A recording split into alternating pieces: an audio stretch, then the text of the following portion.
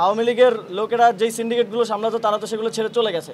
এখন যারা দখলের পায়তারা করছে এবং এসে সেখানে সন্ত্রাস করছে তাদেরকে এবং যারা বহিরাগত আছে তাদের বিরুদ্ধে সরকার কঠোর ব্যবস্থা নেবে।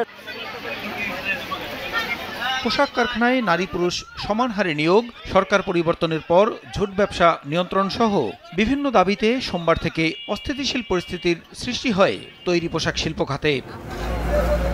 এসব দাবিতে বুধবারও নবীনগর চন্দ্রা ও বাইপাইল আবদুল্লাপুর সড়ক অবরোধ করে বিক্ষোভ করেন শ্রমিকরা।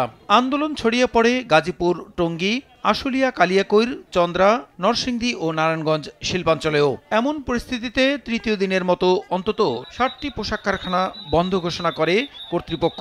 কিন্তু দাবি বাস্তবায়ন না হওয়া পর্যন্ত আন্দোলন চালিয়ে যাবার ঘোষণা দেন শ্রমিকরা।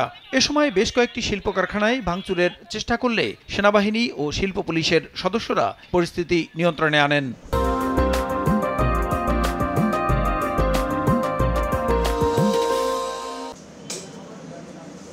এদিকে শ্রমিক আন্দোলন নিয়ে বুধবার দুপুরে সচিবালয়ে স্বরাষ্ট্র উপদেষ্টার সঙ্গে জরুরি বৈঠক করেন সংশ্লিষ্ট উপদেষ্টারা। বৈঠক শেষে স্থানীয় সরকার উপদেষ্টা সাংবাদিকদের জানান, দেশের অর্থনীতি বাঁচাতে শক্ত পদক্ষেপ নেওয়া হবে।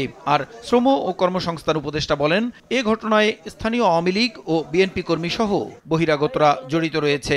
পরিস্থিতি স্বাভাবিক করতে প্রয়োজনীয় ব্যবস্থা নেওয়া হবে। কোনো নির্দিষ্ট দাবি উঠে আসছে না, বহিরাগত লোকজনের আধিক্য দেখা যাচ্ছে। আওয়ামী লীগের লোকেরা যেই সিন্ডিকেটগুলো সামলাতো তারা তো সেগুলো ছেড়ে চলে গেছে। এখন যারা দখলের পায়তারা করছে এবং এসে সেখানে সন্ত্রাস করছে তাদেরকে এবং যারা বহিরাগত আছে তাদের বিরুদ্ধে সরকার কঠোর ব্যবস্থা নেবে। এটা যদি নষ্ট হয়, বাংলাদেশে ফরেন কারেন্সি আর্নিং বন্ধ হয়ে যাবে, লোকাল ইন্ডাস্ট্রি নষ্ট হয়ে যাবে।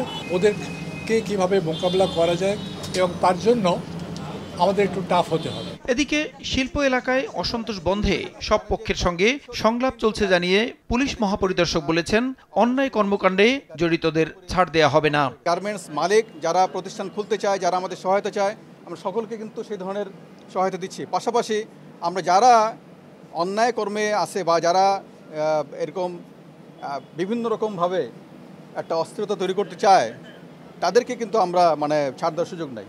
গাজীপুরে শ্রমিক অসন্তোষকে কেন্দ্র করে চলমান অস্থিরতা ঠেকাতে কঠোর পদক্ষেপ নেওয়ার কথা জানিয়েছেন স্বরাষ্ট্র উপদেষ্টা। পুলিশের সার্বিক কার্যক্রম স্বাভাবিক হতে কিছুটা সময় লাগবে বলে আবারও জানান তিনি। পদক্ষেপ কঠোর না হবে, পুলিশের ইমেজ আস্তে আস্তে কিন্তু উন্নত হচ্ছে। এটা আমার কাছে এরকম কোনো কিছু নাই যে আমি একদিনে সব উন্নতি করে ফেলব।